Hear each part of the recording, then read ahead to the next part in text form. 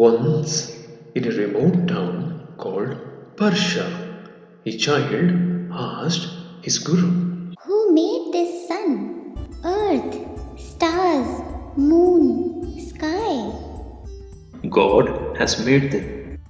Who is God? What is God? Where is God? He is the creator of this universe, a universal power, which is the beginning of all, yet without any beginning. I cannot see God. Why should I pray God?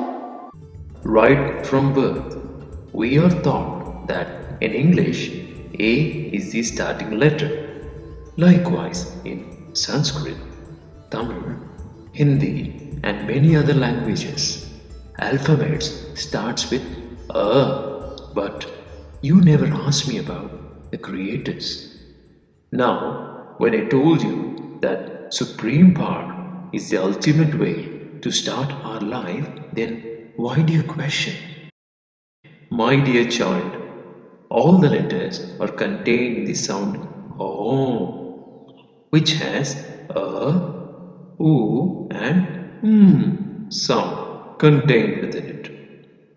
Have faith, blindly trust the universal power, and you can reach the divine. Thank you.